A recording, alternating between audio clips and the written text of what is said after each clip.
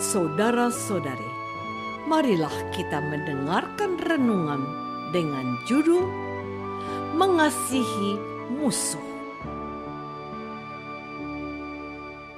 yang berdasarkan pada Injil Lukas bab 6 ayat 27 dan 28.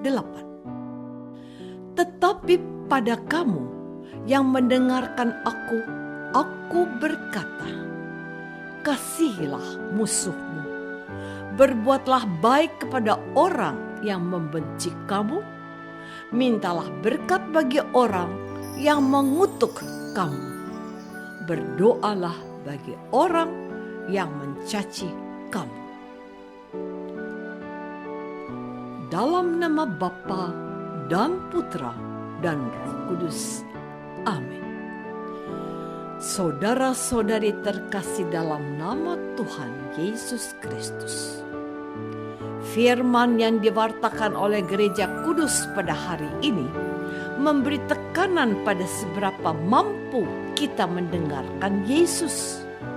Kepada kamu yang mendengarkan aku, artinya firman ini ditujukan kepada orang yang mau mendengarkan Yesus.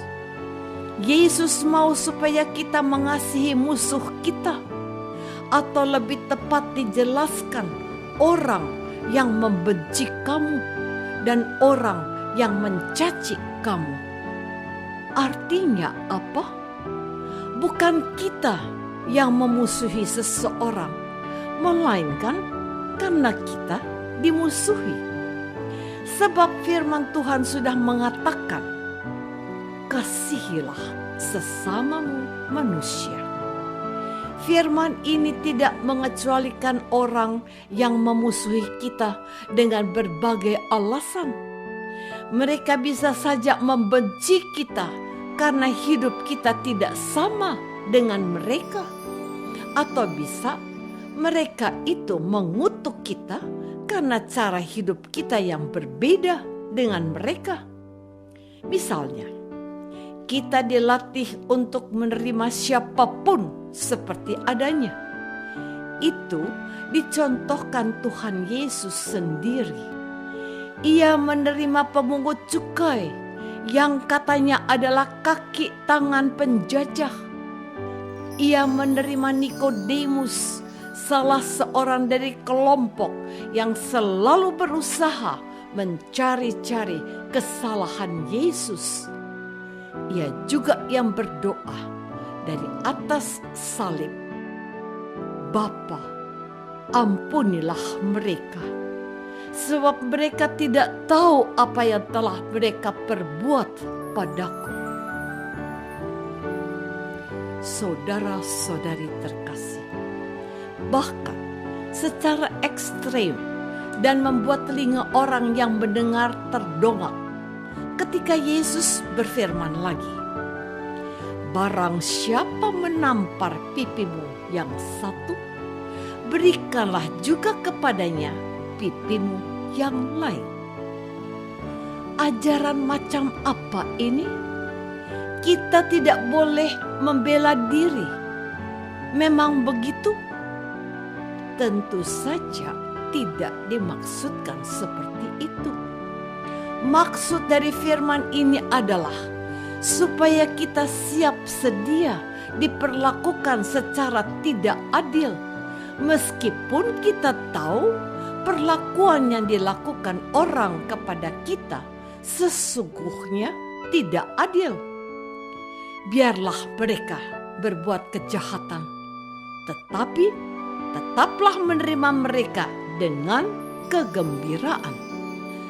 Kejahatan jangan dibalas, tetapi kuburlah kejahatan itu dengan kebaikan.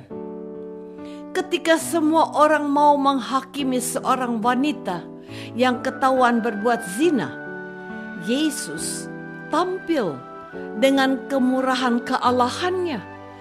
Katanya, aku pun tidak menghukum engkau. Pergilah, jangan berbuat dosa lagi. Bukankah firman itu terasa sejuk terdengar oleh telinga kita? Daripada harus mendengar orang-orang Farisi dan ahli-ahli Taurat yang merasa diri benar sendiri. Katanya, menurut hukum, dia harus dirajam. Tapi tak seorang pun mampu melakukannya sebab dosanya banyak. Saudara-saudariku terkasih, masih banyak contoh-contoh tentang kasih yang diajarkan oleh Tuhan Yesus dalam Injil suci. Dalam perumpamaan anak yang hilang, Tuhan Yesus mencoba menghentikan rasa benci orang-orang yang merasa benar kepada orang-orang yang berdosa. Tuhan Yesus mau para pemuka Yahudi berhenti menyingkirkan para pemungut cukai dan para pendosa lainnya. Janganlah mereka menonjolkan kesuciannya sendiri, tetapi tidak memberi kesempatan kepada orang lain menjadi orang baik juga. Menurutku, inilah dasar mengapa Tuhan Yesus minta kita untuk mengasihi orang yang membenci dan mengutuk kita. Tujuannya cuma satu, supaya mereka bertobat dan menjadi orang baik seperti para pengikut Tuhan Yesus. Itulah sebabnya Tuhan Yesus juga menjelaskan kepada kita hari ini, dan jikalau kamu mengasihi orang yang mengasihi kamu, apakah jasamu? Orang-orang berdosa pun juga mengasihi orang-orang yang mengasihi mereka. Sebab jika kamu berbuat baik kepada orang yang berbuat baik kepadamu, apakah jasamu? Orang-orang berdosa pun berbuat demikian. Di atas semuanya ini, Tuhan Yesus menarik perhatian kita kepada kemurahan hati Allah sendiri. Hendaklah kamu murah hati, sama seperti Bapamu adalah murah hati. Mengapa? Karena kita ini anak-anak Allah, maka kita wajib mewarisi watak Allah sebagai seorang Bapa yang murah hati. Seperti Yesuslah, kita harus menjadi pribadi Kristiani yang menghadirkan kemurahan hati Bapa semasa hidupnya di muka bumi ini. Tuhan Yesus tidak menghendaki seorang pun dari anak-anak ini hilang, melainkan supaya mereka bertobat dan beroleh hidup yang kekal.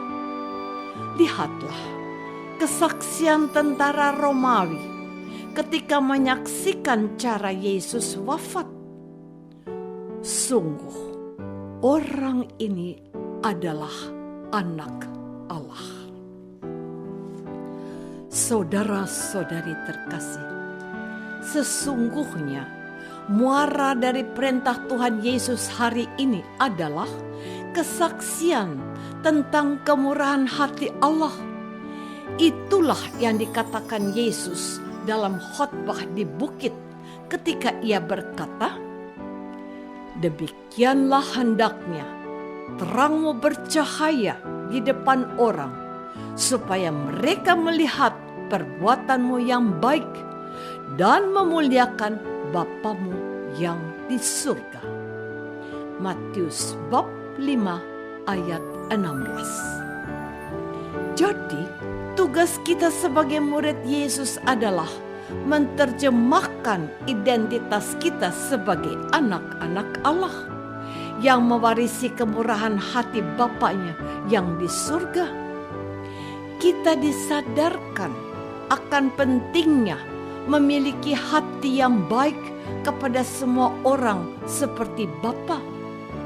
Bapa tidak pernah memilih dan memilih orang baik dibedakan dari orang jahat. Ia mengasihi semuanya satu persatu dan bersama. Adakah Bapa menurunkan hujan untuk orang baik saja di musim kemarau? Tidak. Untuk orang yang jahat juga. Apakah Bapa memberikan hasil panen kepada orang yang menyembah Dia saja? Tidak. Untuk mereka yang tidak mengabdinya juga. Tujuannya hanya satu, supaya mereka menyadari bahwa mereka dikasihi Bapa. Kita dipanggil juga untuk menghadirkan kemurahan hati Bapa itu dengan mengasihi orang yang membenci kita.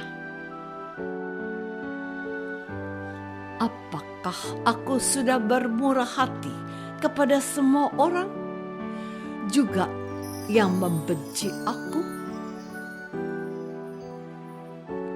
Marilah kita berdoa. Bapa yang Maha Baik, kami bersyukur karena dididik Yesus untuk memiliki hati kebapaan-Mu. Yakinkanlah kami bahwa dengan mengasihi siapa saja, kami akan mendapatkan berkat-Mu juga. Demi Kristus, Tuhan dan pengantara kami. Amin. Semoga kita semua selalu dinaungi dan dibimbing oleh berkat Allah yang Maha Kuasa, Bapa dan Putra dan Roh Kudus. Amin.